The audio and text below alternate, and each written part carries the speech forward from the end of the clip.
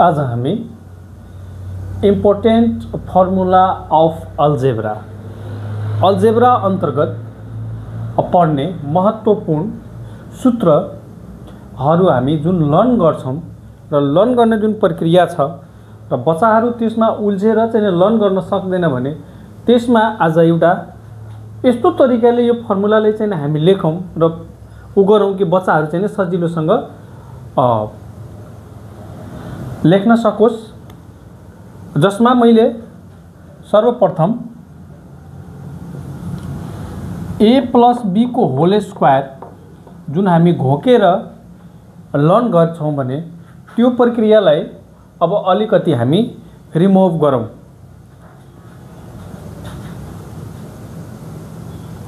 अब a + b को whole square is equal to अब के हुन्छ पछि गरौँला। 2 नम्बरमा a + b को होल क्यू हुन्छ, त्यसपछि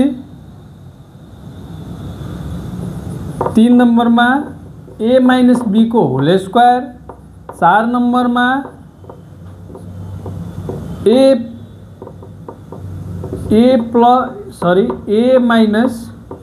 b को होल क्यू, 5 नम्बरमा a स्क्वायर + b स्क्वायर लेख्छौं। त्यसपछि 6 नम्बरमा अर्को एउटा नयाँ फर्मुला जुन हामी लेख्छौं र त्यसले प्रमाणित गर्छौं, त्यो सजिलोसँग हामी पनि गर्न पनि सक्छौं। जस्तै whole power of a + b, a + b को होल पावर यदि पावर 4 भइरहेको छ, 5 नम्बरमा a + b को पावर 5 भइरहेको छ, त्यो सन्दर्भमा यसलाई कसरी समाधान गर्ने एकचोटी हामी यसमा विचार गरौँ।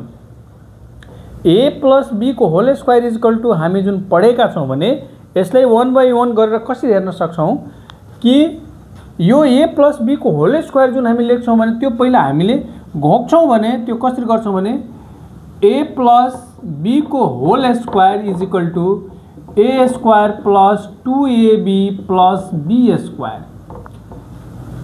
अब यसबाट हामी अर्को हामी लेख्न यही सक्छौं a square + b square + 2ab, यो पनि लेख्न सक्छौं। र यसैले अर्को फर्मुला चाहिँ हामीले बनाउँदा र यसबाट अर्को चाहिँ फर्मुला बनाएर हामी कसरी लेख्छौं भने a + b को होल स्क्वायर लेख्छौं भने इज इक्वल टू के भइहाल्छ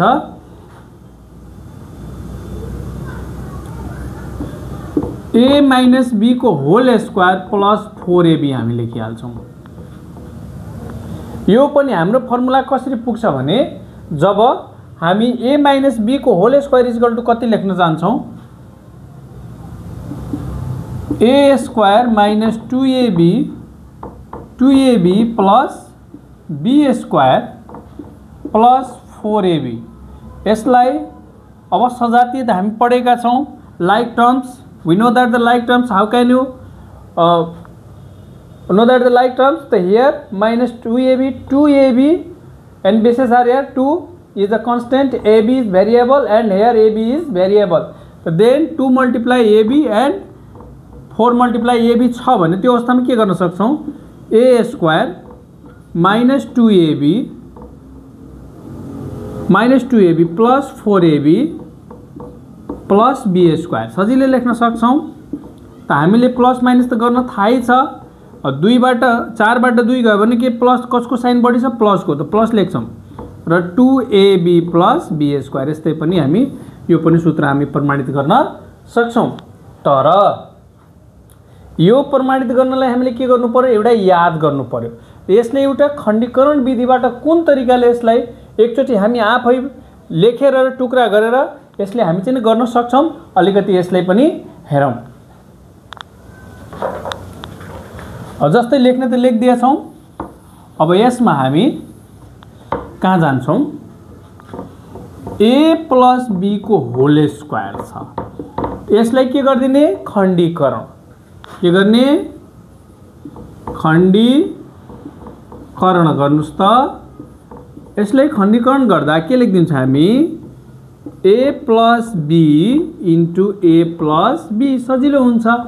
कुन अवस्थामा हामी लेख्न सक्छौँ 1 × 1 = 1 स्क्वायर गर्न सक्छौँ वा 2 × 2 = 2 स्क्वायर गर्न सक्छौँ।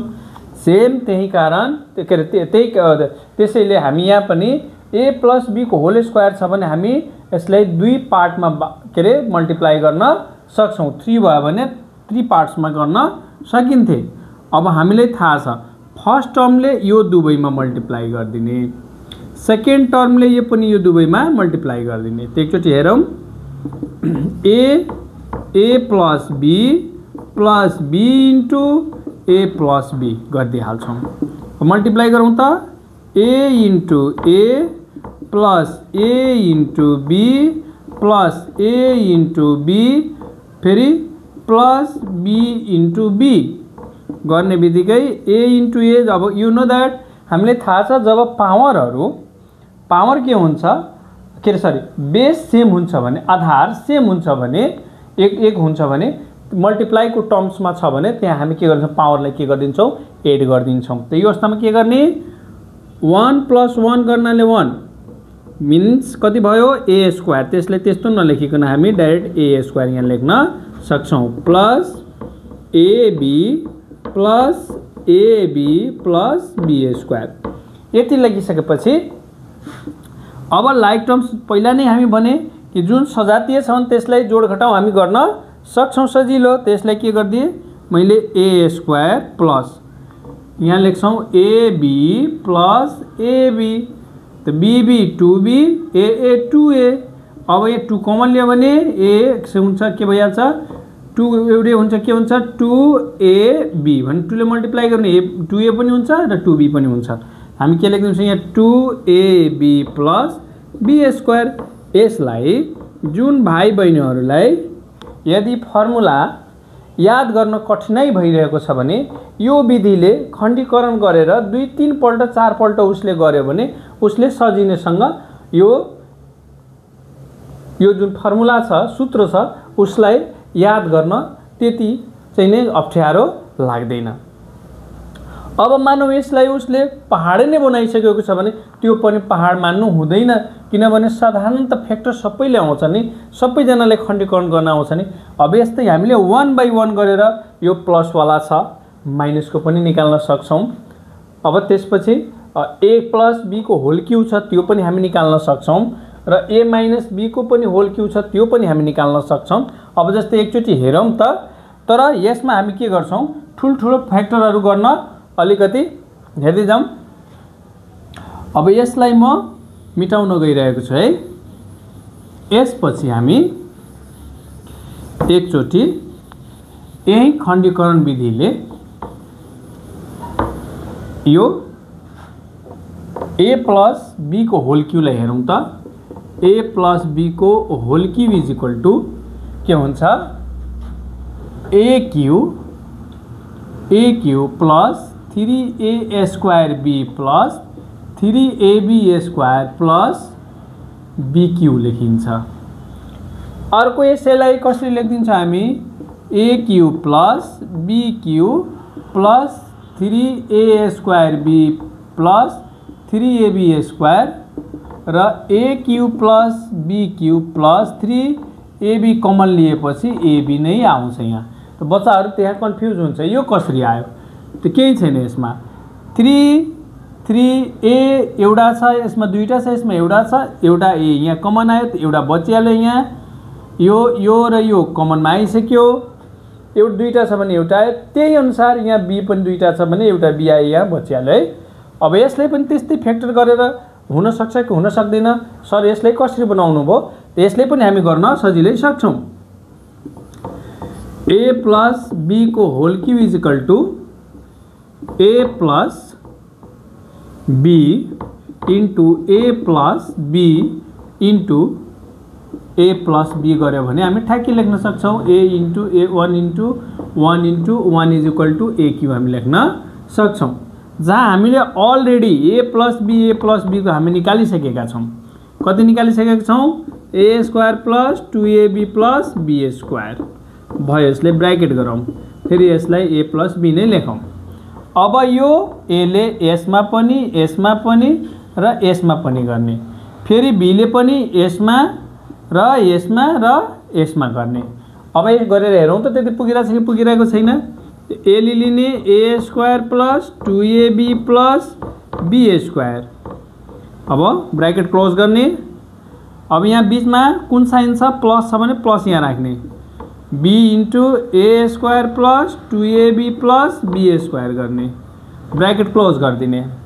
अब फेरि त्यही प्रोसेसले जाने a into a square plus 2ab into a plus b square into a।